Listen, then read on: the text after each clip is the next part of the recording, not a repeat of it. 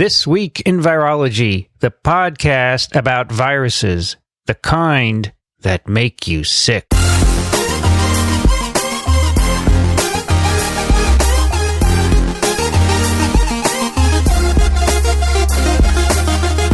From Microbe TV, this is TWiV, This Week in Virology, a special episode recorded on October 1st, 2019.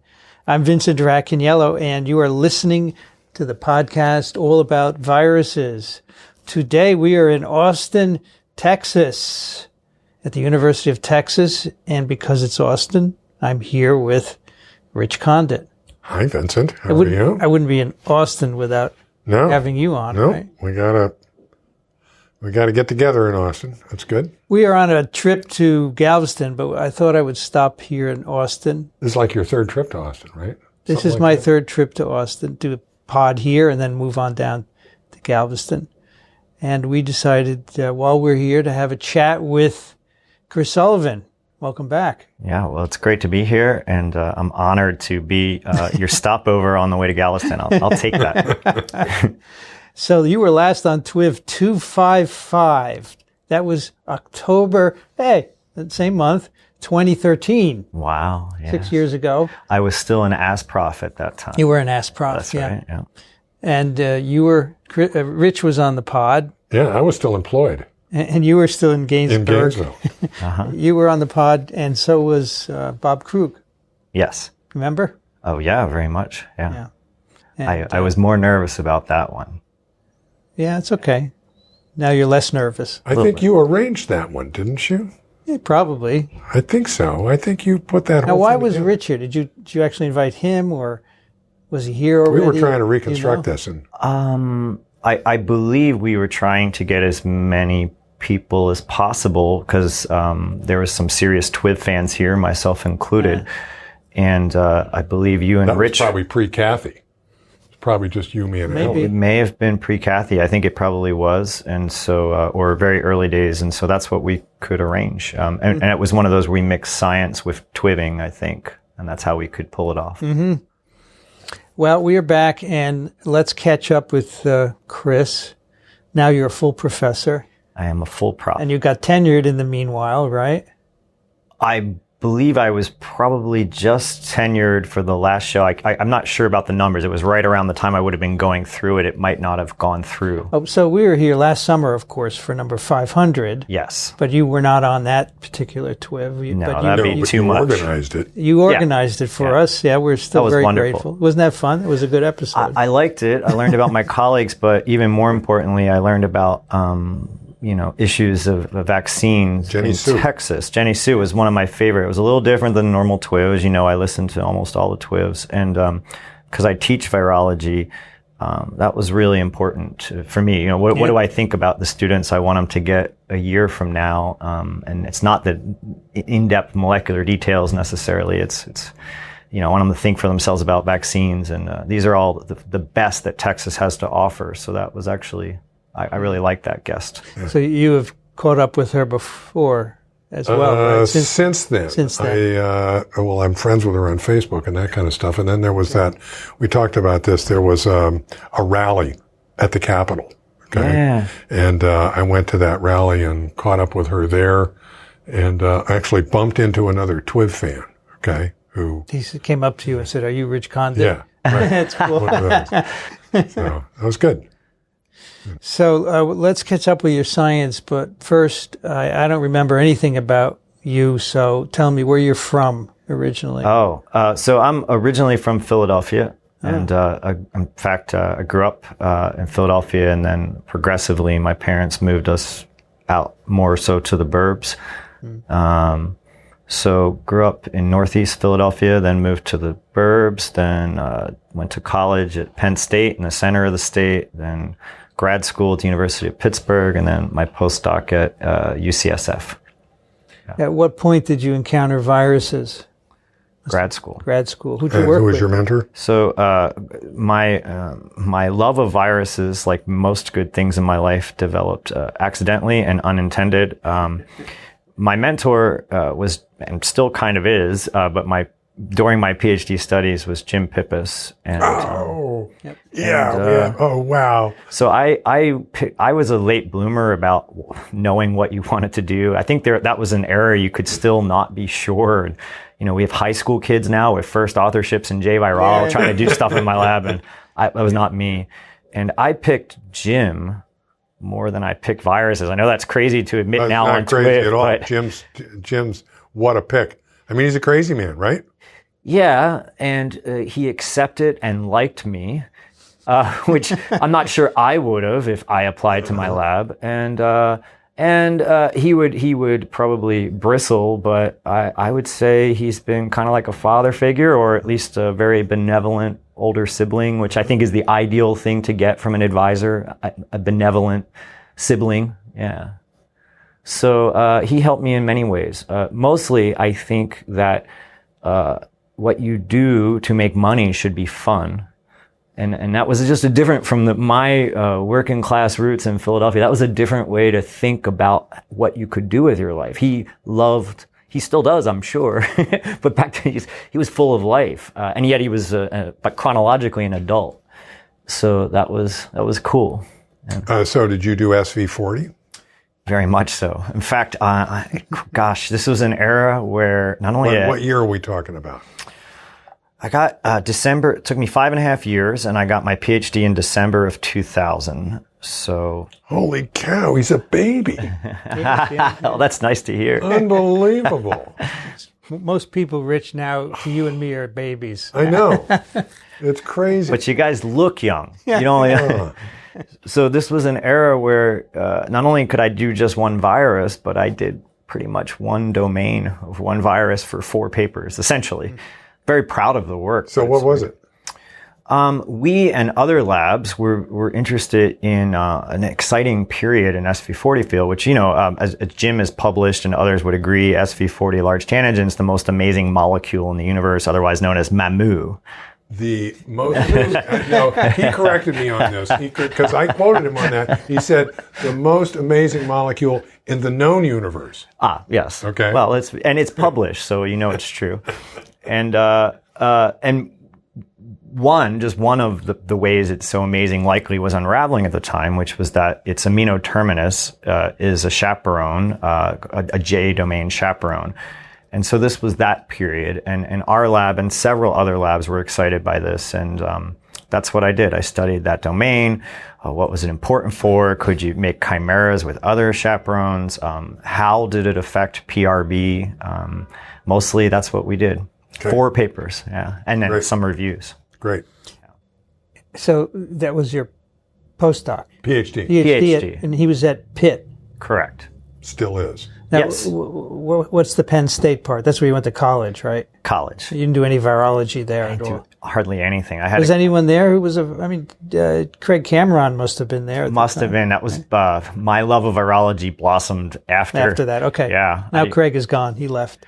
I know. It's at UNC. Bad for Penn State, good for UNC. Yeah. Our university tried, but failed to recruit Craig here. So would have been awesome. What did you do after Jim Pippis and Pitt?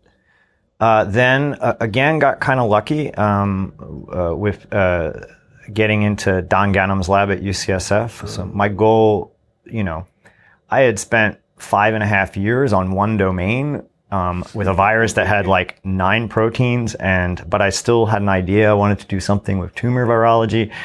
And here was Don with this kind of newest of the human tumor viruses, KSHV, and it had more open reading frames than there were labs that worked on the virus. That was a new concept for me. So that was that was a big deal to get into Don's lab. It was competitive, and I also loved the idea of living in San Francisco. And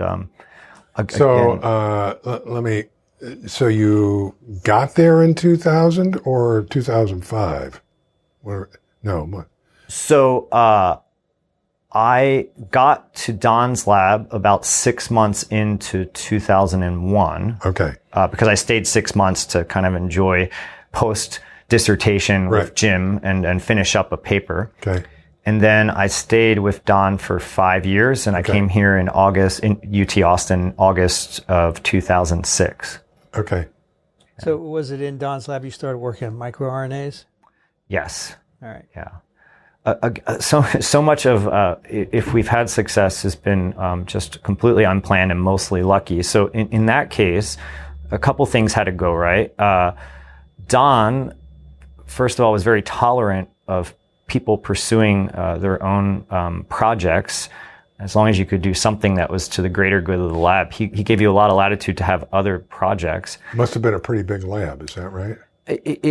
Yes, numerically now, having that much firepower seems big, but it didn't seem that compared to some of the labs at UCSF.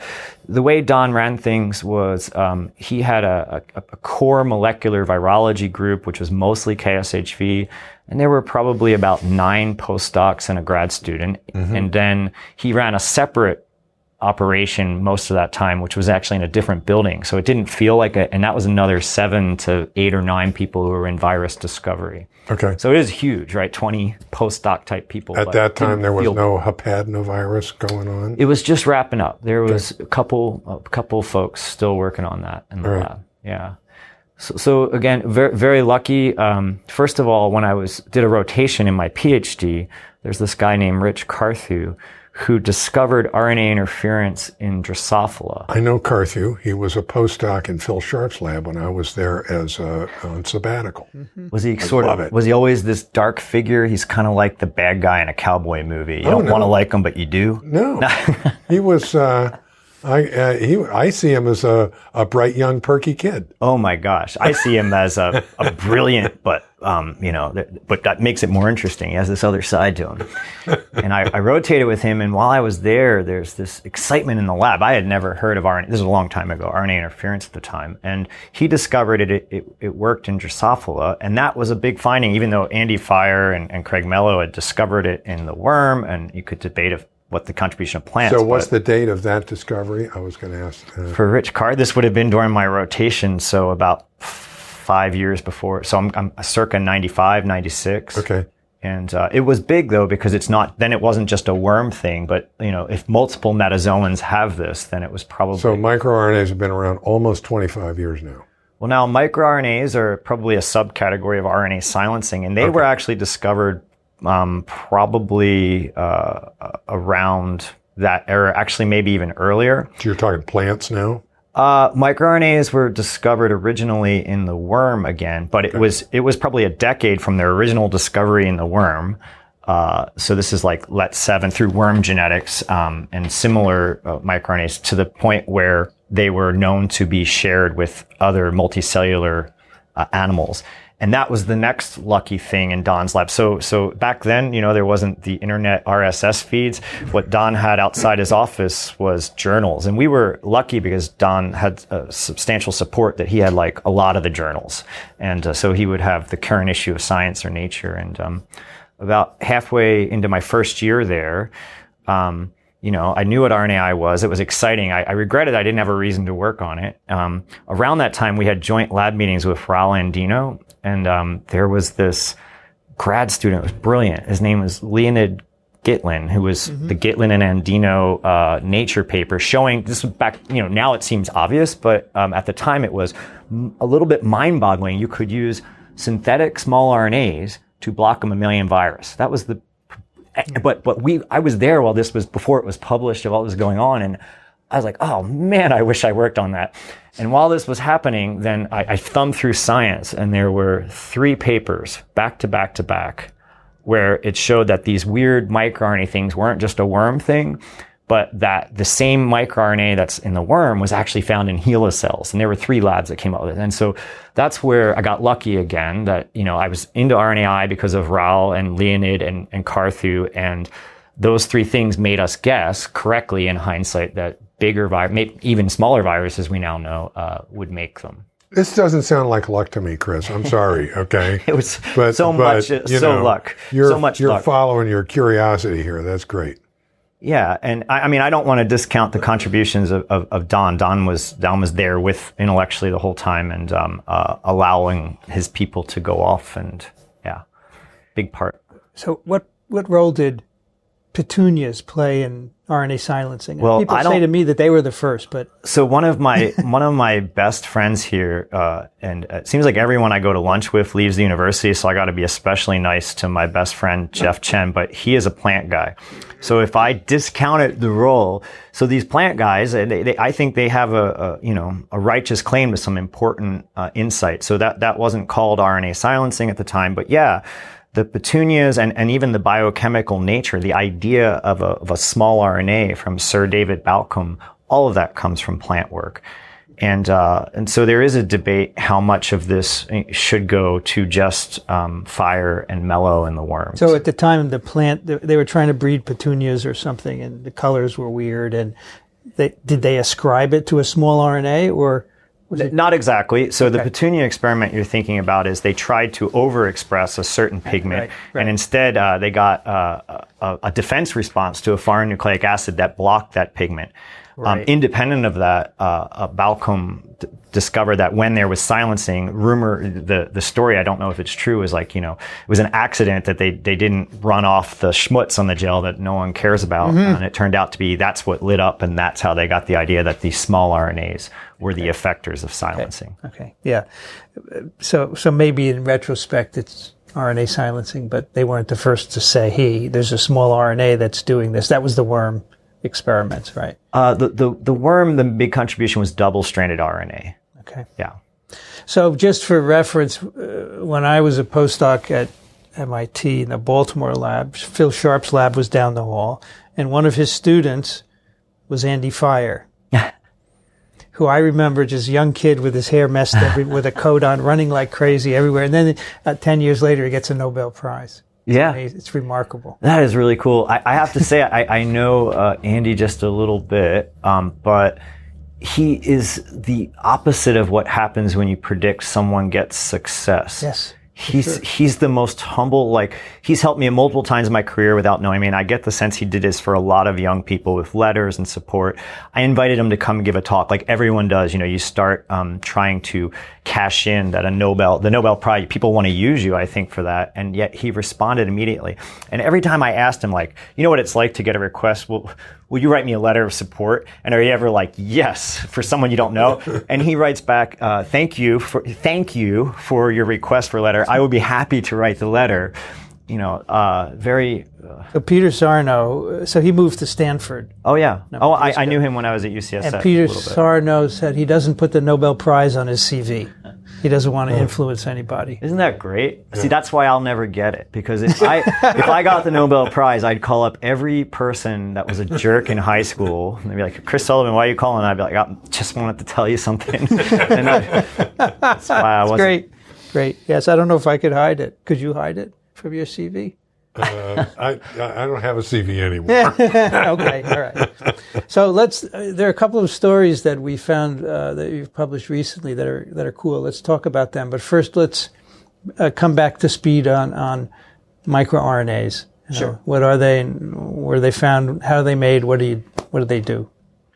Okay. In just 30 seconds. 30 seconds. MicroRNAs are small RNAs derived from hairpin precursors that fine-tune the amount of gene expression from mRNAs. They dock with imperfect complementarity, and they're maddening to study because, we all crave the order of magnitude, 1 log phenotype. Yes. And these things operate in the realm of sometimes 20%. And it's created a lot of crap and false findings because then when you're in that range, and so I wouldn't recommend anyone to study just microRNAs, but they're also amazing and beautiful. Here they were on the gels. People were throwing them out. Crap at the bottom of the gel. So by small, we're talking how big? Typically about 21, 22 nucleotides. That's the mature RNA after it's been all processed. That's right. And you can find these in uninfected cells, right? You're right. Eukaryotic cells make them. Correct. So the vast majority of eukaryotic cells make them, and depending on who you believe, there's somewhere between hundreds and maybe even 2,000 in the human genome, but probably more like 4 to 5 to 600. Are there any human diseases known to be associated with microRNAs? Depending on how much you want to drill down into known to be associated, absolutely. Yeah. There's oncogenic, more commonly tumor suppressive. There's really good, Okay. yeah. So the RNAs are made by which polymerase in the cell?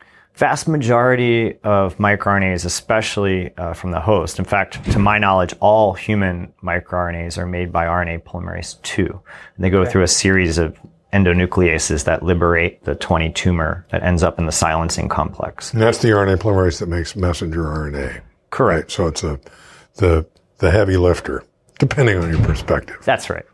So then there are also viral microRNAs, That's right. right? But mostly DNA viruses, right? A couple of retroviruses. That's correct. And not all DNA viruses, and not even all members of a particular family and the retroviruses is not, I'd say, a minority of retroviruses, and they have to go through some hoops to do it. They need a way to make microRNAs without using the endonuclease, because their POL2 genome humans like to say this is why things happen. We don't know, but the speculation is that would hurt the fitness of the virus if you cleave the genome, so they have to have creative ways to do it. Right. And we talked about your bovine leukemia virus microRNA years ago, remember? Yeah, but I forgot the TWiV. story. I remember it very well. I remember when TWiV, not my story, I remember when TWiV covered that. That was a big deal in my life. It was a cool story. Well, remind Rich briefly what's going on there. So this was a PNAS story, and the first time I realized I might get tenure, I think. And so the reason we were so excited about it, there's a couple reasons. So first of all, bovine leukemia virus is associated with these blood cell cancers, but the vast majority of those tumor cells, although they're 100% BLV positive, they don't make a protein. So there's a bit of a mystery as to how they do that. Secondly, retrovirus, as we just talked about, the dogma was should not make these microRNAs. And so this virus very cleverly makes the microRNAs by taking advantage of POL3, which has, as you know, defined 5' and 3' termini, and then that mimics the endonuclease product of a typical POL2. So so it doesn't get processed. Doesn't get processed. And one of the 5 microRNAs it made was a functional analog of a host microRNA that's known to be oncogenic and actually associated with B-cell tumors, very reminiscent of the BLV. So that was the story. Okay. But that story is what launched. So it's just very interesting how that has led to numerous aspects of what the lab is currently working on, and what I'm excited about. Just could not have predicted that a non-human virus, studying that would be so important to my current day. The way science goes, you make an accidental discovery and another one, and here we are, and I'm having the most fun, the most exciting projects yet, I think. And a lot of that stems from that project. Now, these viral microRNAs, what's the promoter? What is the polymerase that makes those? Well, it depends. So the vast majority of viral microRNAs, as you point out, are from DNA virus genomes, and they're mostly from RNA POL2. Now, there are exceptions to this. And as you know, viruses tend to come up with their own ways to pick the lock of the host cell. So they do it in really cool ways. So the BLV example I told you, we were not the first to show that viruses have what's called non-canonical, but really bizarro ways to enter the pathway. Work from Brian Cullen and Joan Steit showed other bizarro ways where you could have a POL3 or a POL2 that's capped that still enters it. So again, these are mostly virus phenomena. But then if you dig deeper, there's probably some examples in the host that the virus isn't truly inventing this, but really just amplifying something the host already had stumbled on. Okay. That'll be important later. Okay. When we talk about one of your other projects. Now, last general question. These microRNAs can recognize complementarity on a target, and it's degraded by the RISC complex, right? Yeah, directly or indirectly. Now, you also mentioned that translation can be inhibited. Is that simply because the RNA is degraded, or is there really a specific way to inhibit translation? So the field has struggled with that and is still resolving it. There's quite clearly a translation inhibition even if you don't turn over the RNA. But in addition, once you stall that translation, the mRNA is accelerated for turnover. Yeah, okay. And there's another layer of complication. It doesn't happen much, but if you have a microRNA that has to have perfect complementarity, it acts more like a small interfering siRNA, and that can lead to an irrevocable cleavage of the target. Very rare, especially for hosts, but it happens, and it can happen slightly more frequently with the viral ones. So on multiple levels, you're blocking expression. You're either RISC itself is cleaving the transcript, RISC is blocking the translation, and when it blocks the translation, you also get more enhanced turnover of the targeted mRNA. So when you're talking about complementarity, we're not talking about many nucleotides, right? Right. And this is why some of the algorithms to predict the targets of these things are not very good. So you said my understanding is that what's called the seed sequence is like 6 nucleotides or something, but that's not the full extent of the complementarity. Is that correct? Exactly correct. So the 5' end is especially important for the complementarity. And if you can think of the 3-dimensional structure of RISC, the 5' end sticks out especially to dock to the mRNA, okay. But there's clearly other ways and other regions of the microRNA that are hard to predict computationally, where 2 and 3 nucleotides in the unbulged regions also bind. And there are even, to complicate things further, there are microRNAs that don't need seed complementarity that can bind predominantly through the middle or 3' end. And if it doesn't have to be, in addition, if it doesn't have to be perfect complementarity, this makes identifying targets very difficult. That's right. If you want to use computational prediction for viral target space, good luck. So the human microRNA target space, there is useful, not infallible, very fallible, but useful algorithm places to start to find targets. And they take advantage of, in addition to predicting that seed and some other complementarity, they take advantage of evolutionary conservation. So like if a cow and a mouse preserve th' 6 nucleotides in the 3' UTR and it's accessible, that is a prediction. But now if you have a human-only virus that microRNA is only made in that, there's no conservation to give you any firepower. So if you see a study that's based solely on that prediction, then either the people got extremely lucky in plucking out that target, or sometimes things happen on a dish that don't happen in nature, would be my intuition. Right. So let's talk about this papillomavirus story you published, where you want to identify, there are lots of papillomas and polyomaviruses. Yeah. You want to identify microRNAs, and you call it a wet bench approach. So it's got a name even, MIDGE. So first of all, I have to tell you, you are the only person in the world who's been interested in this paper. So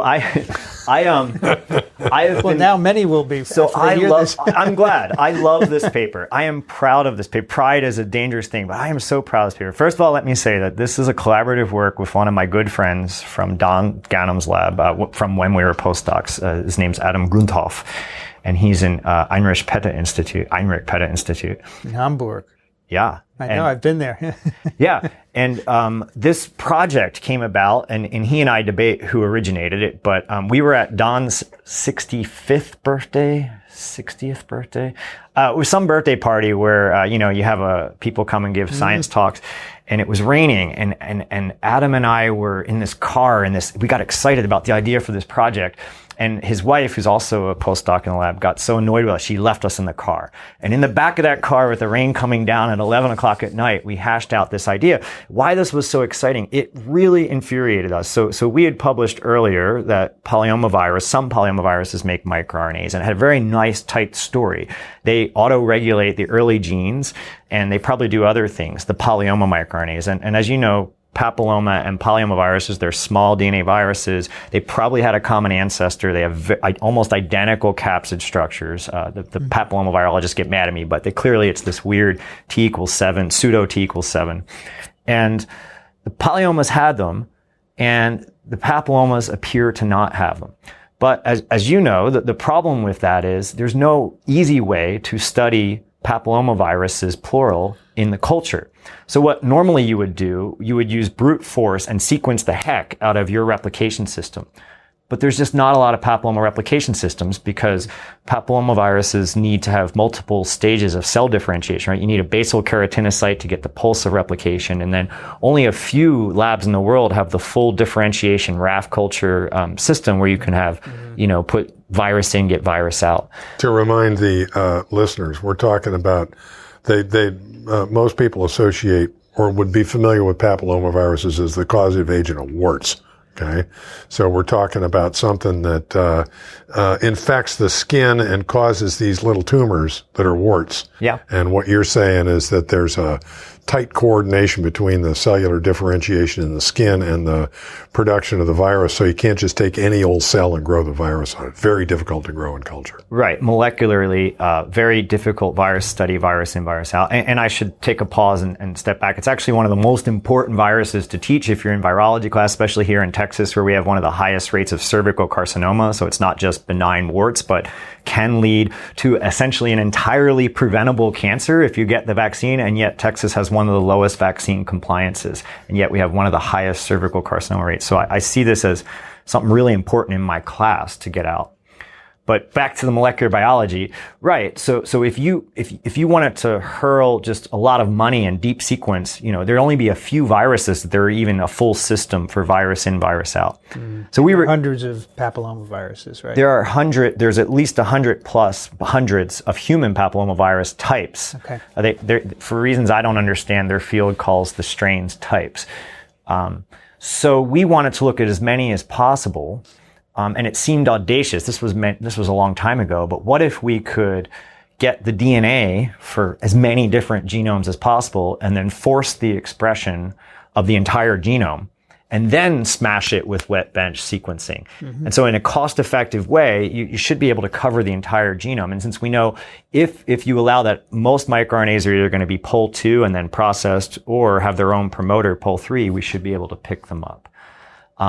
So one of the biggest challenges of this project I found was it was very hard to accumulate that many genomes. So we started out with something like 80 genomes. It's an old field and it was like, but there were certain people that were super gracious in providing them. So Ethel Michel de Villiers, had accrued a collection and was very generous. She gave us like 40 or 50 types and certain other groups gave us. So we collected about 80-ish. I got to say that if someone asks you for 50 plasmids or viruses, it takes a bit of time to put them in tubes and ship them. Right. It's an impediment to me sending one plasmid off. Right. And I think Ethel Michel provided more than 40. And because of that, and we were keen to have her be a part of the publication, but she was old school and opted, I provided plasmid. That's my job. So it was really great about it. Cool. It took a lot longer than we hoped, but it worked. It was actually incredibly exciting. So we made a library using different approaches. So you mix all these guys together. Yep. You got all the clones mixed together. You mix them all together. How many papillomas in the end did you have? 100, some odd? About 100 or so, and the exact number for which we got 100% RNA coverage was only in like around 60. All right. And you threw, these are as plasmids? That's right. So this was because the viral genome's small enough, they're cloned into plasmids, sometimes two plasmids. We mix them all in a tube, and in various ways we make libraries where we chop them up into pieces, put them behind a heterologous POL2 promoter, and then next-gen sequence the heck out of the small RNAs that derive from it. So you put them in cells. Put them into cells. Right? Yeah, sorry. Yeah, Put them in cells so they'll make whatever it is, including small RNA precursors that are processed. Okay. That was the hope. And of course, we did positive controls where we snuck in some polyomaviruses we knew that made microRNAs, and they worked. Right. And it was very exciting. So when we did this, we predicted. So you say you did next generation sequencing. Is there a step there where you isolate small RNAs that are the size that you expect these things to be? Yeah. Nowadays, you don't have to. There's kits where you don't have to do the size selection where you can enrich for the ends. But this was actually a while ago. So we had to size fractionate to enrich to get more bang for our sequencing. Actually, that's interesting because the date on this paper was published in 2018, just last year. When was the project conceived? A long time ago. So this is something people don't realize. I always used to think that things went incredibly slowly in my life. My God, we've been working on this project forever. But, when it comes out, it's new to everybody. And they think, oh, that was yesterday, you know? It pains me it took so long. So we probably started, I'm guessing, around 2008. And there were so many, at the time it was really crazy idea. I mean, first of all, sequencing was so expensive. And so, as you know, as things can go, sometimes, you know, crazy happens. And so we had some of the people involved in the project kind of, in the craziest way possible flaked. And, so we had personnel issues, dropped the project, picked it up again, redid every experiment again. And so that's what took so long. Yeah. But, you know, when we did it, we didn't know if you'd find any, and we did, but just barely. So I would say we covered over 50 human papillomaviruses, and of those, we confidently could say one of them makes a microRNA, and extremely confidently could say, with the highest confidence, was one papillomavirus, which was an animal papillomavirus, which is Fringilla coleus, which is this very interesting virus that kills prized Czech songbirds because their feet get so warty with these hyperplastic lesions. I guess that. How did you decide to include that virus in the collection of all things? Thank God we did, because that was a rich source of infected tissue, because the highest burden, we could show all this stuff in cell culture, like it passed the rules that it's made, it's northernable, it's distinct. You need dicer, you need drosha, the endonucleases. You also put the target in a reporter and show they're active. But perfect, right? Who cares, right? Because if it's not made in vivo, of course. And it's hard to get a lot of these papillomaviruses. So it's hard to get tissue from infected humans to prove they're made in vivo. Yeah, sure. So the bird was just so lucky. We had to have a field ecologist from the London Zoo who somehow was connected to the European warty bird foot problem. And another hurdle, it took over a year to get USDA approval to bring in a warty bird foot genetic material. Like, it took a year to get the proper permits. Yes, we got a title, the European warty bird foot problem. That's interesting. But was that, whose idea was it? Somebody else doing the project, or you to do this? Put the bird virus in. Well, you know, there was not a lot of creative effort. I can't say exactly who, but I could say we put every genome we could get into it because it cost us nothing extra in labor, really. And it was, I didn't think much about warty bird feet until it scored positive. Then we thought a lot about it. So you got one microRNA in the genome, or multiple? Two. At least two. And a cool aspect of it. So, you know, as Don would say, if you're a hammer, everything looks like a nail. So it's really tough in the microRNA field to know a host target that's real for things we talked about. And if you don't have a bird system where you can make warty feet, what do you do? So our best model was mostly from polyoma, which we had earlier published, and, to be fair, herpes virologists had already published. A lot of these microRNAs were targeting viral transcripts. So then, if we limited our bioinformatics to say, hey, was there good matches in the viral genome, then you could see if it targets itself. And then in reporters, it surely did. Now, the reason I think that's meaningful versus reporter nonsense was based on work from Lou Lamans. So Lou Lamans is a papillomavirologist extraordinaire from Northwestern, and he had published that a host microRNA targets HPV-31. That's one of the high-risk types that's more likely to be associated with cancer. And he had published in a very similar genomic region, same region of the genome, is targeted by this host microRNA, seems to be where the Fringilla coleus, the bird virus, was targeting itself. So based on that whole connection, we think it's probably not just reporter gimmicks, but it seems like polyomaviruses, papillomaviruses then are going to go through pains to optimize their gene expression, to fine-tune their gene expression, which is a maddening thing, but if your life depends on persisting, it's probably very important. And probably, I hate to say this, but genetically, the papillomaviruses are probably smarter. Maybe because of their lifestyle, where they have multiple cell types that have different trans factors of microRNAs that can say, now it's time to express your late genes that are highly antigenic, so now we can turn off the microRNA and turn it on in this tissue. Whereas for some reason, some polyomaviruses look to have to make their own to probably have that. And a lot of this is speculation. Very few studies of any viral non-coding RNAs have been done in vivo. Very few good systems to do it. There's always the problem where if you're interested in a human virus, very hard to do the human study. So then if you try to study it in a mouse virus, then someone will come at you because, well, it's just a mouse or it's not the same virus. So this bird papilloma on the feet, do they contain the microRNAs that you identified? Yeah, it's actually found in vivo. So we did next-gen sequencing. So you got nucleic acid from bird foot warts. Yeah, just barely. Just barely. Just barely. They sent it to us at room temperature. Oh. But after a year of waiting. It's a small RNA, that's okay. That's right. That's right. They are more stable. They're absolutely more stable. You can find these in fixed tissues a decade later and still see them somewhat. And you just did RNA sequencing on that. That turned out to be the best way. Okay. Yeah. So you find the 2 microRNAs that you identified by your midge, you find them in the birds. That's right.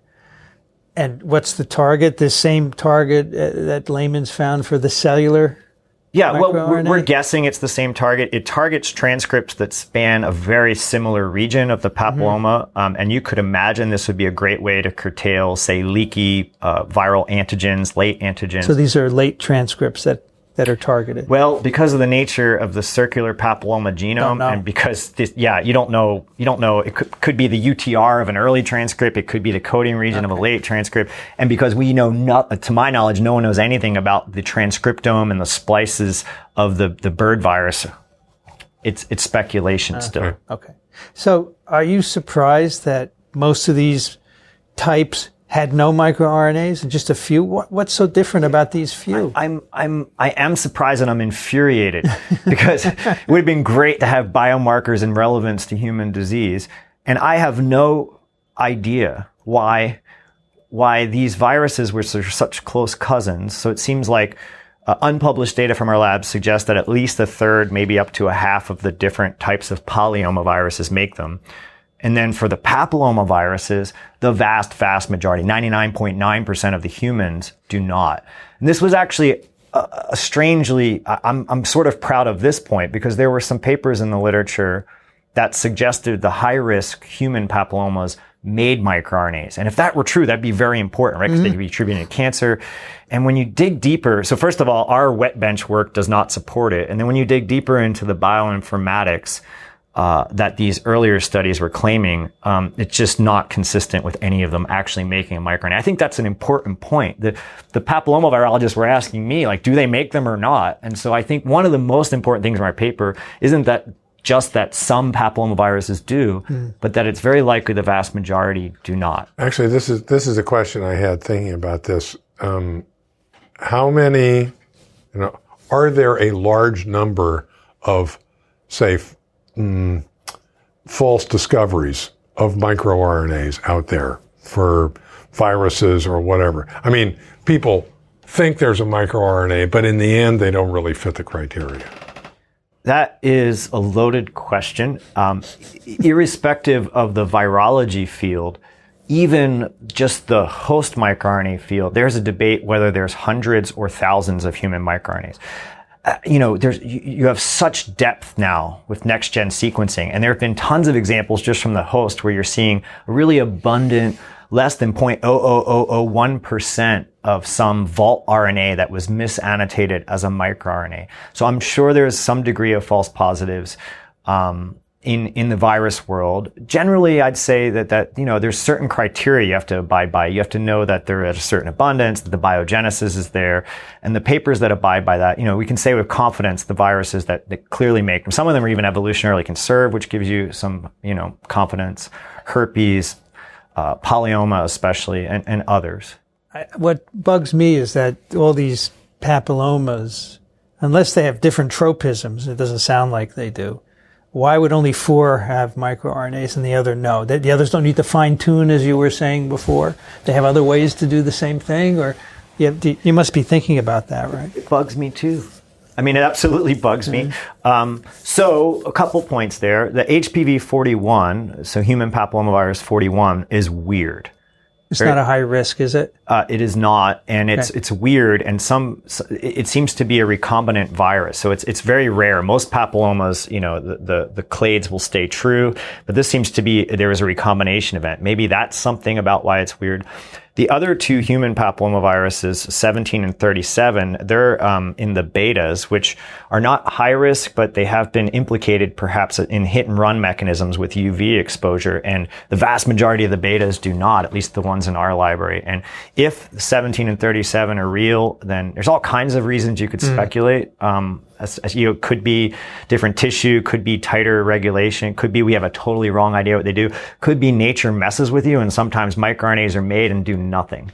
Was the bird virus the only non-human virus you had in the study? No, we had other bird viruses. We didn't have as much, I would have loved to have, there's like dolphin papillomas, but we had other different types of cats and exotic cats that it did not come back positive, and others. Sounds like you got to collaborate with a dermatologist and get warts and look for these small RNAs, right? Yeah, well, the vast majority of wart-causing types were in our library. We did have collaborations with dermatologists in efforts to try to get seek tissue samples that might be HPV-41 positive. We failed. Okay. Yeah. This is a tough project. Yeah. You can't infect cells. As you said, people don't like the mouse experiments. So what can you do? Well, you got to wait for... Do what they did. Which is? Midge and weird birds. Birds, I guess, but it's a bird. It's not human. It's the same. So the polyomaviruses yes, do make microRNAs. Yes. A healthy fraction of them do. Okay. And as these are... and some of those infect people too, right? Correct. Right. Correct. So that's good. The ones that infect people, you can even study, some of them. So there is a cell culture system for JC polyomavirus and BK polyomavirus. Both of those make microRNAs. Merkel cell polyomavirus, which is the only polyomavirus that's widely accepted as causative of human cancers, that makes a microRNA. Has one out of Pitt too, right? Yeah. The Chang and Moore. Yeah, absolutely. So the polyomaviruses, once again, small DNA-containing viruses, ubiquitous. Yes. And they're also humans. everywhere. They're everywhere. Yeah. And establish usually a benign, persistent infection in humans. Yeah. Hang out in your kidneys. Yeah. And a few other tissues, but occasionally cause a problem. Immunosuppression and et cetera. What is it? PML. Progressive multifocal leukoencephalopathy. There you go. Yeah. So let me just say something about polyoma. Now I know I'm biased because I spent 6 years of my life. I love herpes. Herpes viruses are cool. I love herpes, but if push comes to shove, polyoma is also a gift for life, and it can do it with much better genetic economy. Right? Here's a gift for life. For life. That's great. You're infected with multiple different types of polyomaviruses, and you're shedding them periodically, and it's never a problem. And you're doing this with 5 measly kilobases. Tell me that's not amazing, right? So it's an elegant dance, this very passenger cool. throughout life that no one or very few people study, because I think it takes courage to study that, because you're not, the system. How do you do it? How do you study this? I worked on polyomaviruses as a postdoc, and we're talking 1975 to 1977. And at the end of that time, Walter Fears published the sequence of, I think it was SV40. Okay. And I remember my advisor at the time throwing up his hands and saying, it's all over. It's all over. It's all been done. Okay. And so I was really very pleased to see, it keeps chugging on in a very interesting fashion. I think what you just said, I think this drives sort of what the lab, my time with Jim and spending all that time on one virus and actually one domain really influenced me, because, if you think about the power, let's say you don't care about those extremely immunosuppressed people where this becomes a problem. But where would you be without these valuable probes? So I fully believe that the discovery of P53 was important, for example, or other viruses, proto-oncogene, whatever your favorite molecular thing is. Polyoma and other viruses were important. And so one of the shticks I think that the lab ascribes to is, if we just had a fraction of the amazingness of Mamu from a non-coding RNA, just cataloging these RNAs and figuring out what they do could lead to something important. And we have examples of that already bearing fruit in the lab. Things that even I thought on the surface looked like they were going to be a little bit boring. But we pushed through. It turned out to be incredibly exciting and has led to where we're at today. So luckily there's still a niche. There's still a lot of people who are very non-coding RNA phobic or protein centric, I guess. So talk about this other paper that we were looking at where you did the experiments looking at the role of the polyoma microRNAs in an animal model. Okay, because I think this to me is where all of this stuff ought to go eventually, is in a homologous animal virus, a homologous animal model. The animal that's the real host for the virus. Let's look and see what happens there. Well, I'm so grateful you said that, and I'm so grateful that you both are interested in these papers. This is another paper that I think this is not what people pay attention to. So we got slaughtered in the grant review process. I finally, after being a professor for about 12 years, feel like I learned how to write a grant. It took that long. And so I was riding high on confidence. We had this coolest preliminary data for this very project. And I got slaughtered with statements like, this is a mouse virus that some review article said is not even a worthy model of the human viruses. So it's just not even like they shot us down on significance. And that is insane to me. It is kidney tropic. It makes a microRNA that has the same molecular function. Everyone agrees non-coding RNA biology is important, and we're going into the animal model to do it. So this was a point of pride. I have to say the first author on this is a soldier, a maniac, a nut job to take this on. He took this project on in his free time from the other crazy success he was having on totally unrelated projects. And somehow he bought the pitch to look over time in the urinome, was the joke he came up with to call it. We're talking years of collecting mouse urine every other day, because what James Burke in the lab at the time had discovered was that you could non-invasively measure something about polyomavirology over time. And because it became clear to us and many others in the field that these things are gentle fine tuners. And when does fine tuning matter? Probably not during the sledgehammer of a lytic infection, but more during this elegant, persistent infection. And so we did longitudinal studies almost up to a year in some cases, where we co-infected mice with the microRNA mutant virus and the wild type polyomavirus. So the microRNA mutant virus actually does not make a microRNA. Correct. Ordinarily, polyoma makes this one microRNA. Correct. That targets T antigen. Correct. Right? Yes. And since T antigen is a major regulatory protein, you're fine tuning that regulatory protein. So you could see in culture a slight effect on T antigen levels when you get rid of the microRNA. That is, T antigen's a little higher in culture. That was what we knew. Not a lot of effect on virus reproduction or replication. Or replication, if you look at DNA synthesis. Right. Yeah. You guys have lost me, but I trust what you're saying. You're not seeing a lot of effect on the amount of virus yield. Reproduction is making virus, infectious virus, the whole thing. Replication is DNA synthesis or RNA, depending on what the virus is. In the 50s, the virologists used those terms because they wanted to make a differentiation between nucleic acid versus making virus. And nowadays, I don't know if you heard Bill Summers talk at ASV this past year. He says nowadays people use replication for everything. There's no distinguishing. And it's a good point, because there's sometimes cases where you want to distinguish. Right? Well, this is easy then. There was no effect, no dramatic effect on it. There was an effect, but it was very subtle. So the same amount of virus yields, right? Because you can measure virus by plaque assay. Pretty much the same. You may see a little bit more virus if you squint when you get rid of the microRNA. So a reviewer could just say, well, this shows that microRNAs are useless, and let's move on and not give this guy money. So this became my Moby Dick. And James was just nuts to take on this. I mean, we had done everything we could in cultured models to try to say the damn thing does something. And so it had to do something in vivo.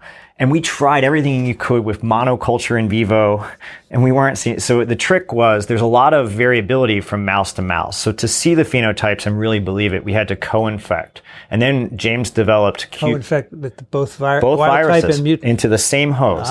Wow. And James developed quantitative PCR methodology to differentiate virus yield. The first result we got, which was pleasing but was not originally ours, this was results that really recapitulate what Janet Butel had showed in a hamster model. So Janet got RSV 40 microRNA mutants, and this was predictable. So if you did long-term studies without the microRNA at late times of infection, not only was there not a penalty, but there was more virus persistence. In these animal models, they love it. So you get more virus. And we saw very similar things in the organs, which was frustrating, right? Evolution should get rid of it then if that's an advantage. But the crazy thing, and I still don't have an explanation, this is not the result we expected. We were pleased that we got any result, but it was a very striking phenotype, and it was in the exact wrong phase of all the review articles that I and my lab had written. This should matter mostly in this elegant, persistent phase. But the strongest phenotype, we have 2 orders of magnitude defect if you did not have the microRNA in the acute phase. And we're talking about in the amount of shed urine. So something about having that microRNA helps you replicate in the host so that 10 days, 12 days after infection, you're coming out at gangbuster levels and you're at a 2-log defect. And it was strikingly reproducible. I mean, that seems like the timing should be off, but if you look, we could do it on different days and it was always around day 12. So let me get this straight. With the microRNA, you get more virus? That's right. Okay. Holy crap, a phenotype where the microRNA does something. And that's probably one route of transmission through the urine from mouse to mouse, right? If you look in the textbooks, urine is important, especially in the human viruses, and that's why Murine is a good system. In actuality, there's lots of areas within when you're bombarding a mouse with this much virus, you can detect the virus. Actually, you cite a paper in this by Wally Rowe. That's right. From 1961. That's right. Which everybody ought to read. Yeah. It's brilliant. It's a wonderful paper. This is the wild-caught mice. Yes, I remember. I read this paper 45 years ago. Okay, and it's one of those papers that it so captivated me that I haven't forgot it. And I looked over it again when we were doing this to see if I remembered it correctly. He went around and caught mice all over New York. Okay, and assayed them for whether or not they had virus. Because up until then, mouse polyomavirus was a laboratory thing. It was discovered by people looking for a filterable agent that would cause tumors in mice. Okay, this wasn't the virus they were looking for, but they came up with this. But it was strictly a laboratory thing. And Wally asked, what does this do in nature? 1958, observations on the spread of mouse polyomavirus infection. Nature. So can I make a couple points on this? Yeah. First of all, you gave credit to me, and I want to give full credit to James. Okay. James brought this paper to my attention. Okay. This is an amazing compliment to him because he wasn't a polyoma person, right? He brought that to me, to be fair. Secondly, that paper we still focus on because we're still studying this project and we're still trying to understand what does that virus in the urine mean. So what he was doing back then, Rowe, was the way they would show there was virus in the urine, they would collect urine, sometimes bedding, to see how this was transmitted, and then they would inject it into new mice to see if you got infection. Wow, and that seems to work. The only time we're getting robust virus out of the urine in culture is if we use a RAG2 mouse that's immunodeficient. Then we get such high, then it's the only time we've seen you can get readily infectious. Now that's partly because we're probably dipsticks and still learning the way to deal with urine's very acidic and cultured cells don't like it. So we're still learning what does it mean when we're measuring those virions in the urine when only some of them, some small fraction maybe, are infectious. Just out of curiosity, how do you collect mouse urine? That was actually tricky too. We had to learn this, right? There's not a lot of people doing this.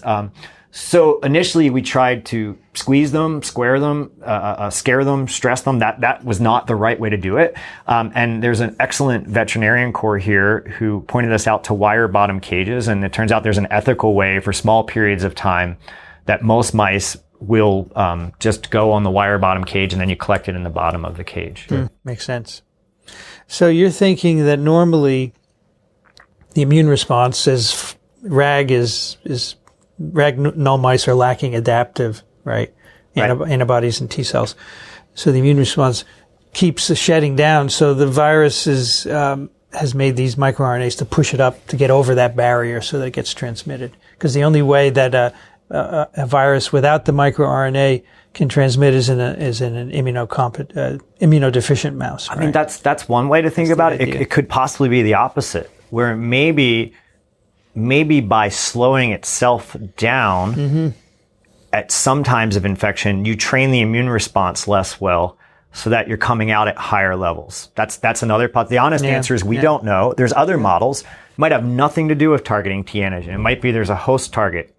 We don't know. We don't even know the relevant cell type yet. And so these are all models we're trying to pursue, which is challenging because any change you make in polyoma, chances are you're messing something else up. There's so many cis regulatory elements, but we're making killer progress. This has been a good week, so I'm optimistic this week. I'm sitting here thinking to myself, I wish I had been on the panel where you got that review. Yeah, you would have argued. I would have been jumping up and down on the table. Well, you need to have an advocate. That's always the problem in these study sections. I don't want to complain because the NIH has been generous and all that, but this particular reviewer chapped me because they went to Fields Virology and cited out of context a line from the Fields chapter which said, it's already known polyomaviruses have persistent and latent infection. I do not see the worth of doing this if it's already in Field. Now, if you would have looked at the 5 sentences, I'm probably damning myself if I get that reviewer again, but if you look at the 5 sentences before that, Imperiale and Major said in that, we know nothing about how these things persist. Yes, we know nothing about how point. they shed. So if you develop new systems to measure persistence, which is hard, you should be rewarded, not punished. So we're kind of running a rogue operation here. There's no NIH dollars for this one project in the lab. We're using, we're sneaking money from different university pools. But it's going really well. Like I said, it's been a good week. Good. So the lack of the microRNA, does this affect establishment of persistence at all? No. They still get a persistent lifelong infection. Right. That's so frustrating. All of our review articles, Vincent, before this paper we published, said it should affect persistence. Sure, so that's not the result we expected. I'm not saying it's not important for persistence, but there's something about, if it is important for persistence, there's something about our laboratory mouse models where you're dosing a whole bunch of virus IP injections. Something's not recapitulating nature. Have you tried, could there be a mouse strain thing? Yeah, I was just thinking the same. Absolutely. Yeah, you should try. Yeah. You're probably using lab mice, right? That's right. Yeah. You should maybe get some wild mice that the thing is normally in, right? And then I got a mouse lives in my backyard. There's so much we would like to do. Right now we're focusing on the virus side of things, and we're making huge progress, finding regions of the genome that will allow us to surgically test whether there's host or viral. Now that we have a phenotype, and now recently we have a way to muck with the virus that seems to be cool, where you can screw with the microRNA but not the proteins. Actually, that was the other thing I was going to ask. This microRNA mutant, what is there? You must worry or think about. It's a deletion, right? Yeah.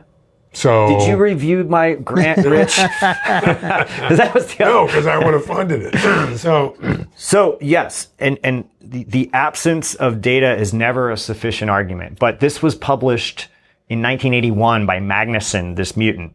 It is a deletion, and I think you're both aware that it's a very complicated region of the genome where there are 3 proteins coded from this region: small t, large T, and middle T. So where is this in the T region?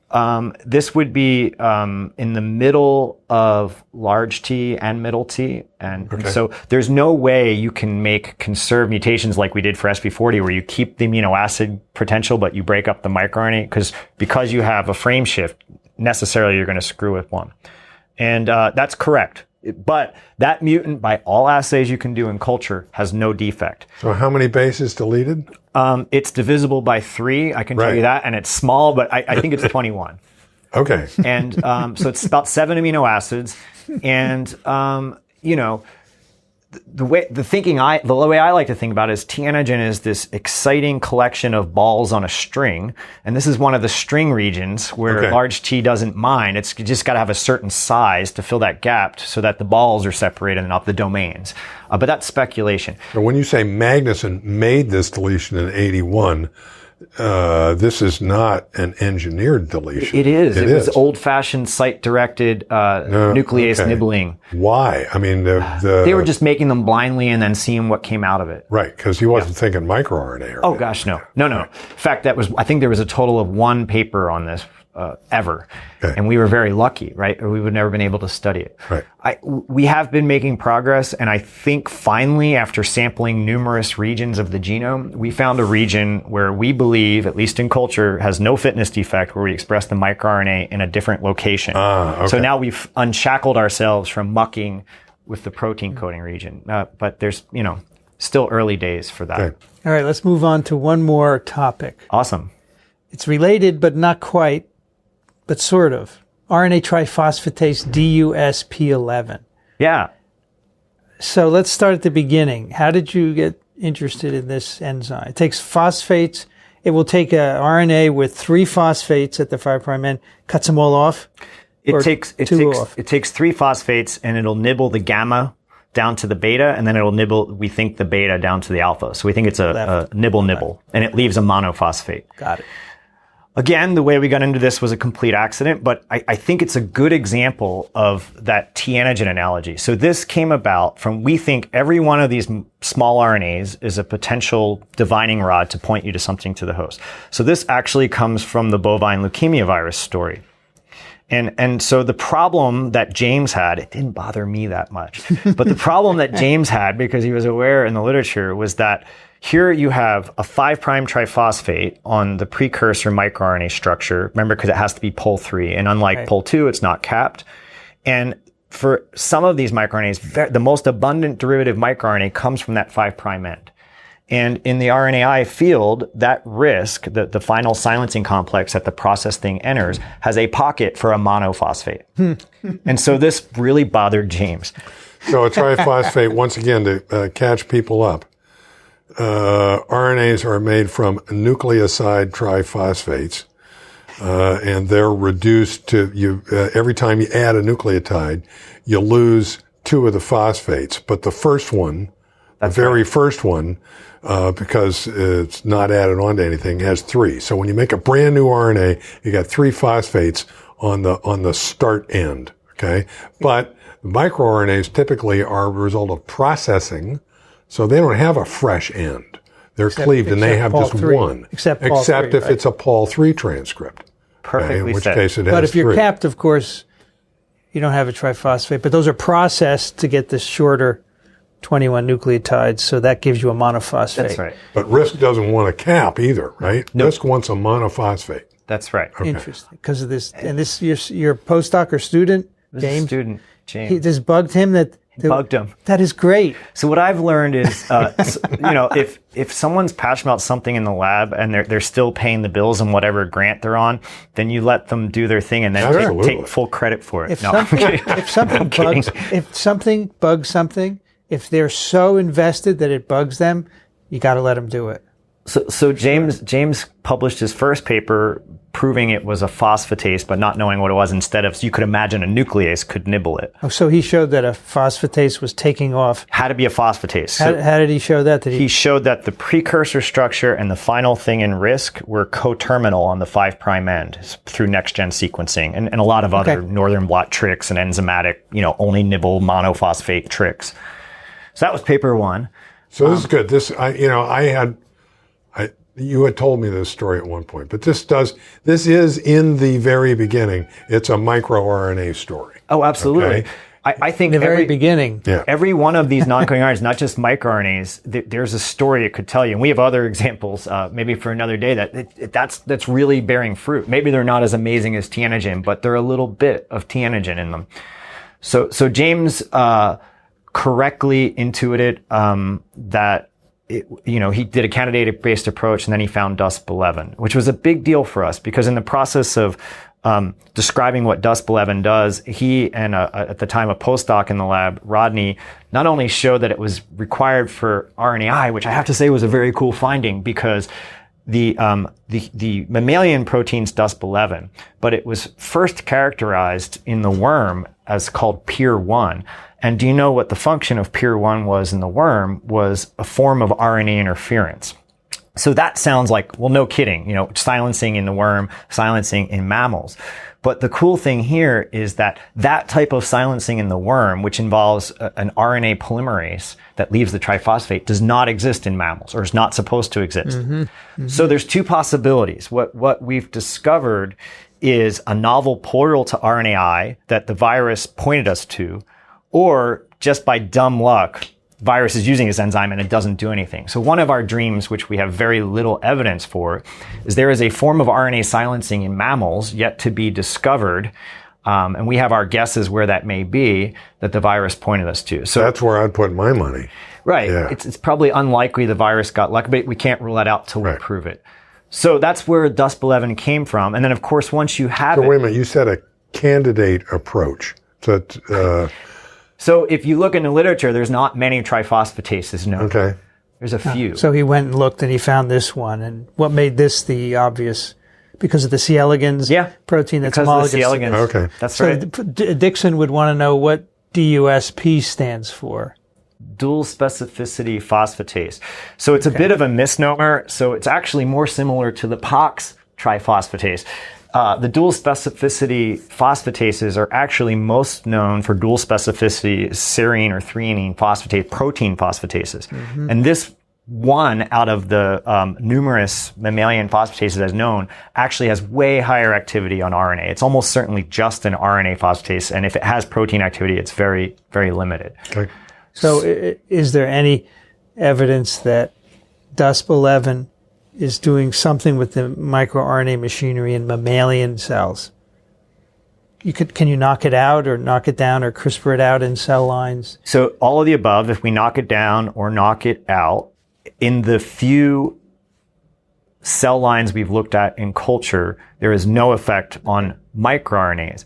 But our speculation is where this would matter is where you may want to silence triphosphorylated, perhaps parasitic genetic elements, particularly when you go through relicensing in pluripotent or totipotent cells. And this is where we're going with the knockout mice. Okay. So what we had predicted in that... Have you made knockout mice? Well, no, we're characterizing them. We got very lucky. There is a consortium that, for reasons I don't know, picked 3,000 genes, never published them, had some data on them, and provided us with the sperm for us to start our own colony. And we've been characterizing them. We did make our own with CRISPR, but that turned out to be such a headache in proving they were truly knocked out that we then succumbed to just getting them mailed to us. And so just in terms of their normal day job, these mice have a phenotype? According to the consortium, and now we can confirm some. Yeah. So the mice have a couple killer phenotypes. The most striking, significant phenotype is an eye phenotype where they have a deteriorated retina. And the reason that was cool is it could be a lot of reasons, but one of the possible explanations is an autoimmune defect.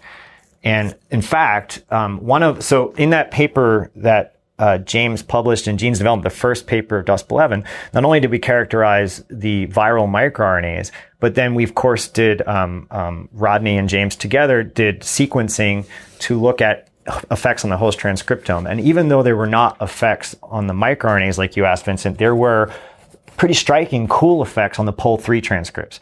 The POL3 transcripts, many of them, if not all of them, had a higher fraction that were triphosphorylated. So this says this is the first function for a non-viral thing for DUSP11. And then many of those, not all of them, also had increased steady state levels. So it was starting to give us a clue of what happens when you go from triphosphate to monophosphate. And so one of those transcripts is an ALU, a parasitic small interspersed nuclear element transcript.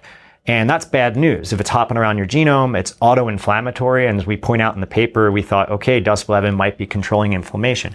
This is purely speculation, but one of the only diseases, so of course, as soon as we saw these transcripts were higher, we're like, what diseases are associated with ALU or VALT or yRNAs? And ALU at the time was the one that jumped out. And the only real disease associated with that is a adult onset, the most common form of adult onset blindness, a form of macular degeneration called geographic atrophy. Now, we have no idea if our mice have geographic atrophy, but we know, consistent with geographic atrophy, they have deteriorated retina.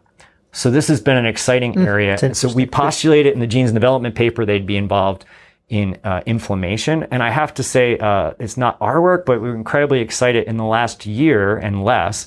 there was a paper from Kirijilich at Vanderbilt who trained with Britt Glaunsinger. And then recently, in the last week or so, a paper from Mount Sinai, one of your neighboring organizations, both of them consistent with DUSP11 controlling Volt and yRNAs that are also inflammatory if you don't have DUSP11, more inflammatory. So What's a Volt RNA? That's complicated. So up until recently, they weren't known to do anything. They're extremely abundant pol-3 RNAs that were involved in this protein, this big protein complex, an RNP, very big, you know, huge structure in the cytosol, 20 or so per cell. But very recently, they've been linked to autophagy as a negative regulator. So how big are these RNAs? Well, about 140-ish nucleotides. Yeah. Okay. This may not be related, but you probably know that the ALU RNAs are structured. And I do know, yeah. And the structure is dealt with by this enzyme whose name is escaping me. It changes bases to destabilize the structure. Oh, like a deaminase, an ADAR. ADAR. Yeah. People without ADAR, with changes, they get Achard-Gutierrez disease. Yeah. They get hyperinflammatory. They're interferonopathies because they have double-stranded RNA. And you're thinking maybe these ALUs are also stimulating inflammation via this other pathway. So we got two things.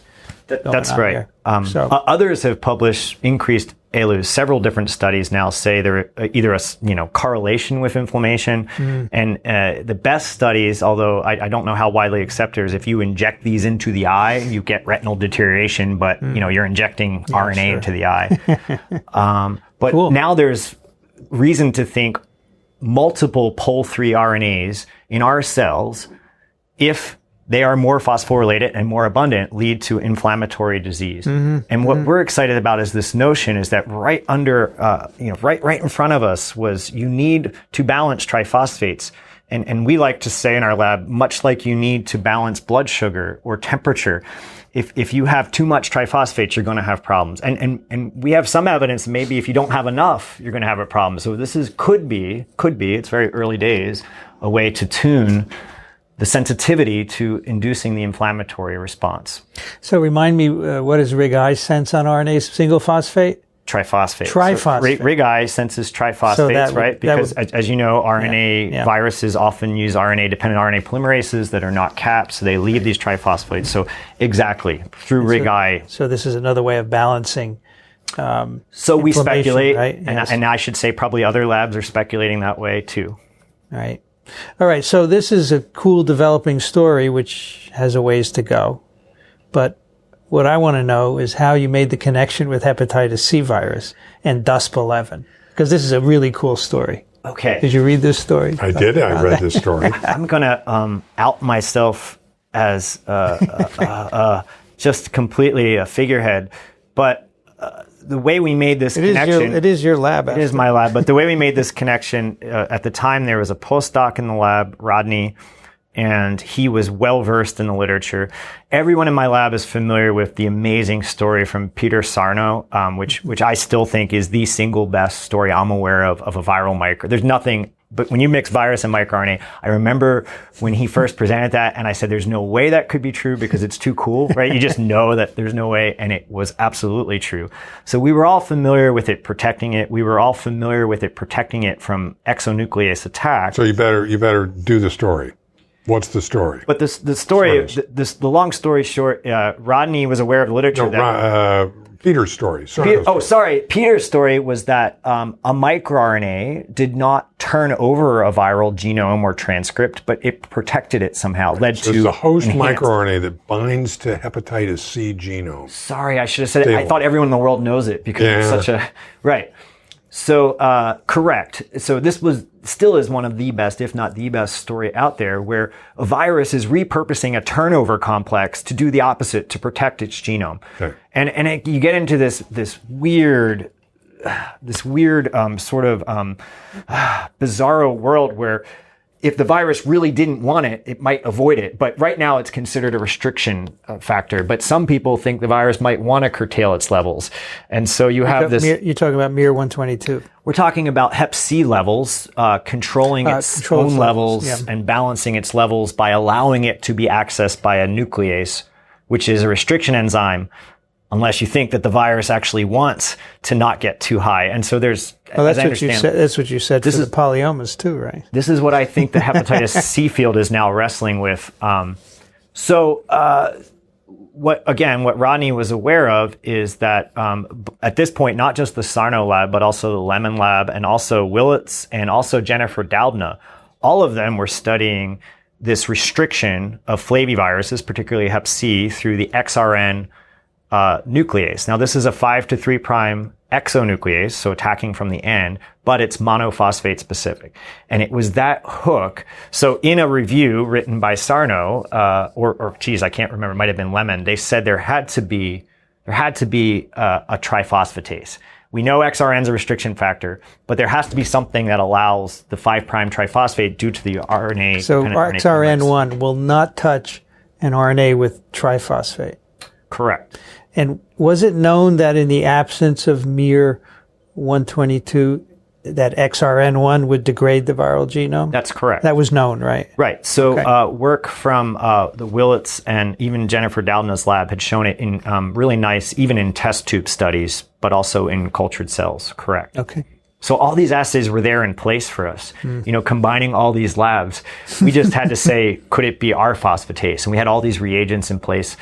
And, I would say the only contribution I had was like, that sounds like a crazy cool idea. Why shouldn't we do flavivirology? And so very lucky someone sent us a replicon that I knew back in the day. It wasn't a very popular used one. And we sat on this data for years that we knew DUS11 was involved in controlling hep C. But the first person I reached out to, although there's a debate now since it's worked, that person was kind of wounded. We didn't collaborate, but we never heard back. And we got busy on other stuff. Rodney was doing a ton of other things. We weren't a flavivirus lab. And then the reason this project took off was because we were at an Italian meeting, and two of the late night old dudes straggling, still hanging out, talking late into the night until the sun came up, led to me being invited to hang out and give a presentation at University of Chicago with Glenn Randall. And I think the only reason was because we hung out in Italy. And then I was like, hey, Glenn, you're a hep C person. We have this data. Is this interesting? And he was thrilled. And it's been a very productive collaborate. We collaborate well together. It's really been a synergistic situation. So if you take away DUS11, what happens to hep C? If you take away DUS11, it's protective to hep C levels and the amount of replication. And we believe the reason for that is because you're also taking away access to the restriction factor, which is the exonuclease. So if you take away miR-122, normally hep C levels go way down because XRN1 is degrading it. Yes, I want to be careful here because that field argues there's at least 2, 3, 4 different ways miR-122s protect. One of the ways is through XRN. There's other things through changing the structure, through possibly translation, through switching genome, antigenome. Now, if you take away miR-122 and DUS11, what happens to hep C? This feels like a prelim. So if you take away miR-122 and you still have DUS11, that's a problem for the virus. Yes, but if you take them both away, now that's a genetic complementation, and now the virus is okay again. Right, which shows that DUS11 is needed to take off. Correct. And you actually showed in the paper that the enzyme will take off phosphates from the you actually did biochemistry. Yes, and again, credit to the field. We just jumped on an assay that was a combination assay from Jennifer Doudna and Jeff Willits. So, and it has been shown, it is true that miR-122 protects against the nuclease degradation. And it binds, the microRNA binds to the 5' end of the RNA in an appropriate place to do that. Is that right? Correct. Does it overlap the end? It does. But in reality, where you're getting is true. In the cell, it's going to be in a mega RMP complex. And I should mention something else. There was another lab who had very similar results to us. And she's a junior scientist, Carla Sagan, I think. And she's at McGill and showed very similar results to ours. And she took it a step further and showed that not only is DUSP11 involved in being a triphosphatase, but there's another enzyme that's involved in normal POL2 capping that is sometimes a phosphatase and a nuclease that can also play perhaps a redundant or similar role. And so it's not just our work, but other labs too. So I've got this picture in my head now of the 5' end of the hep C RNA with a triphosphate on it. Okay. And the virus, I'm going to anthropomorphize this now. The virus wants that there, okay, to protect it from degradation from this nuclease. Right. That 5' triphosphate will protect it from and that's degradation. nuts because viruses are not supposed to want triphosphates, right? Because it can alert the host cell that, hey, a virus is here. Right. But as you know, hep C has great ways to deal with the RIG-I pathway. You know, it shuts down MAVs, which is downstream of RIG-I. So if you're the type of virus that doesn't care about RIG-I, then you are correct. In this bizarro world, a triphosphate might be good for you. Unless you want to take it the other step further, that maybe too much virus is bad for you, then too much. And it's like turtles on top of turtles. Is that what you say? Because turtles all the way down. Turtles all the way down. Does the genome antagonize DUSP11 in some way? It could, because that would leave the triphosphate on, right? And then it wouldn't need miR-122, but probably it doesn't, because the only place in the body miR-122 is in the liver, and that's the only place the virus replicates. That's right. So it probably does not antagonize DUSP11. Otherwise, it'd be replicating elsewhere, reproducing elsewhere. Yes. Yes. Does that make sense? Yes. And although we don't make the claim, it is possible. So that other lab, the Sagan lab, claims it's possible, or maybe they even say that the miR-122 may be blocking DUSP11 as much as it's blocking XRN. We can't rule that out, but we found it difficult to devise an experiment to test that directly. So the genome has evolved to get rid of the triphosphate by use of this cellular enzyme, but not be sensed, but not be degraded by XRN1 by virtue of having these miR-122s bound. So it escapes RIG-I, and it also doesn't get degraded. Does that make sense? So you said that triphosphate is the RIG-I substrate, right?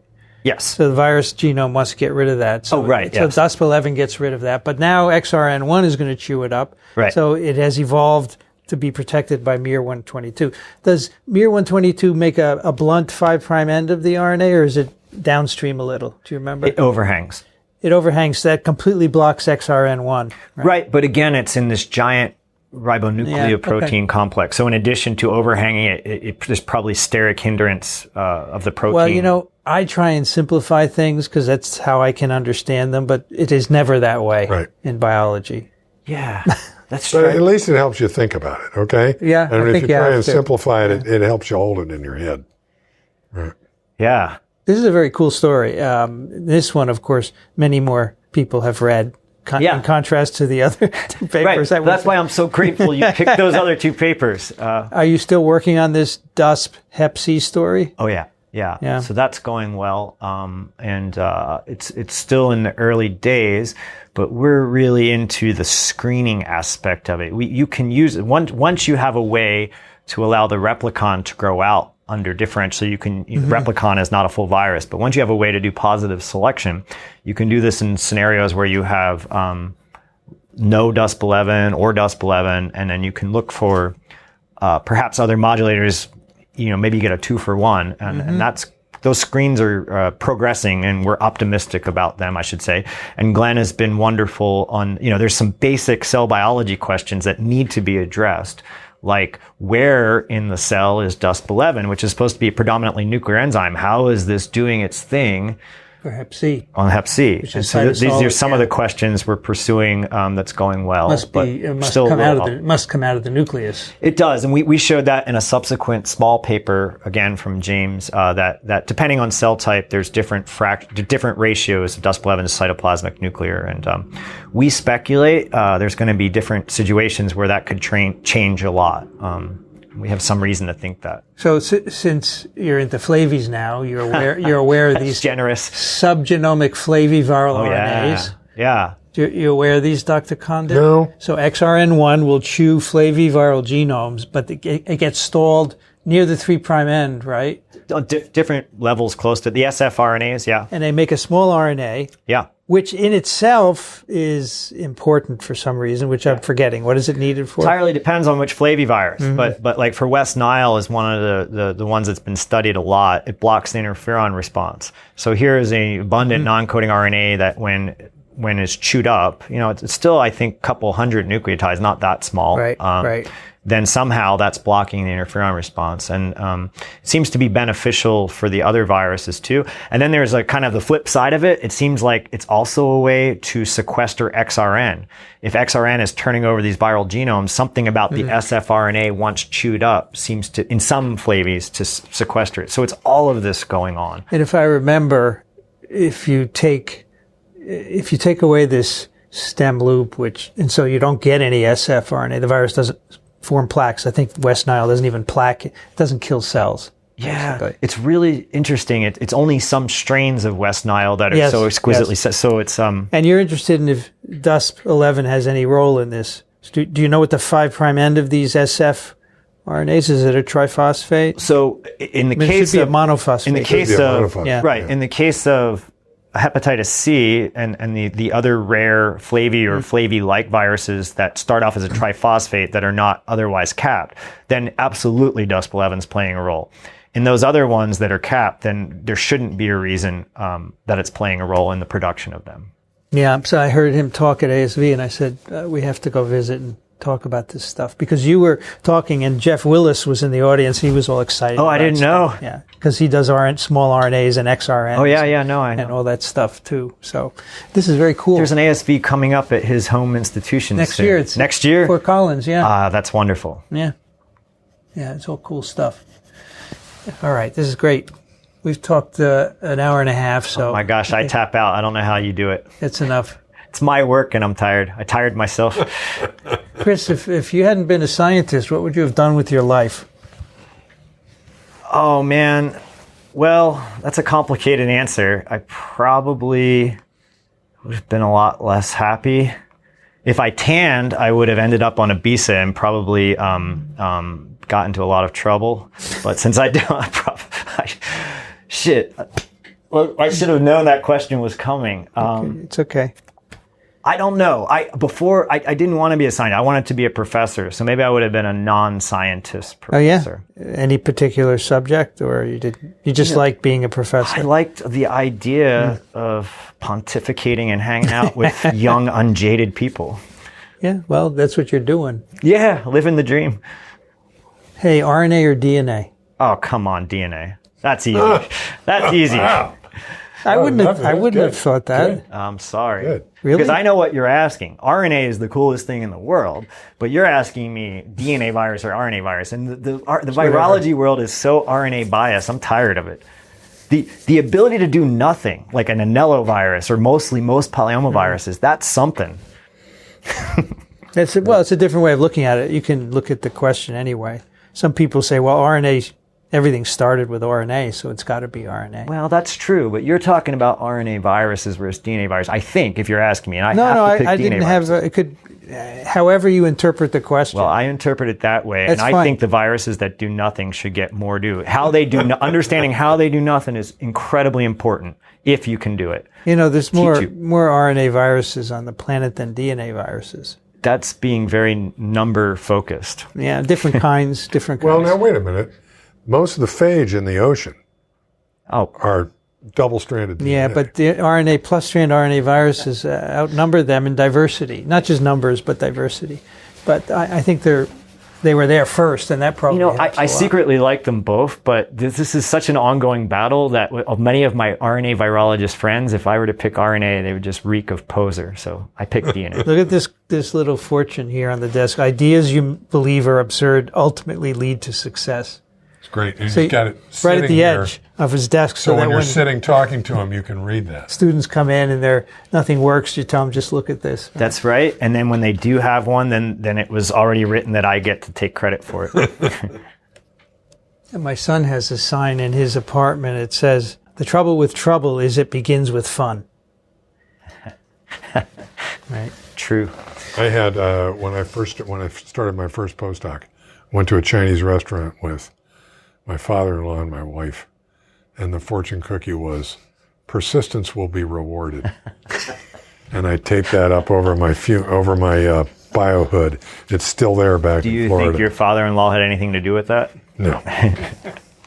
All right, TWiV is at microbe.tv/TWiV. Send your questions and comments to twiv@microbe.tv. If you like all these shows, consider supporting us financially, and we thank Chris for his support of our shows. Thank you so much for being a Patreon sponsor or PayPal. Microbe.tv/contribute, and you can give us $1 a month, and it would really help. But not all of you are doing that, so please, if you can, $1 a month. Yeah, thank you guys so much. You make me seem like I know what I'm talking about when I'm a professor. You do. You do. This is your shtick. It's great stuff. It's the cool thing about science, right? You get to do what you want, pursue it. You live or die by your ideas. That's right. Yeah, and TWiV is my favorite part of my job. It is part of my job to listen to it every week. But when do you listen? You don't have a long commute, I guess, right? No, I listen to it when I lift weights. Okay. Multitask. Very good. Our guest today is at the University of Texas, Austin, Chris Sullivan. You're on Twitter, right? What's your handle? Sullivan_lab, probably. Sullivan_lab. He's going to check. Thanks. And with me, of course, is Rich Condit. He is an emeritus professor, University of Florida, Gainesville, currently residing in Austin, Texas. Thank you, Rich. You're quite welcome. Always a good time. And we didn't do the weather up the top of the show. No, people need to know that on October 1st here in Austin, Texas, it is right now 95 degrees. And looks like partly cloudy, nice blue sky. It's crisp. 95 is crisp compared to the 100 degrees we've been. It's fall, right? I'm Vincent Racaniello. You can find me at virology.ws. I want to thank ASV and ASM for their support of TWiV and Ronald Jenkins for his music. This episode of TWiV was recorded, edited, and posted by Vincent Racaniello. You've been listening to This Week in Virology. Thanks for joining us. We'll be back next week. Another TWiV is viral.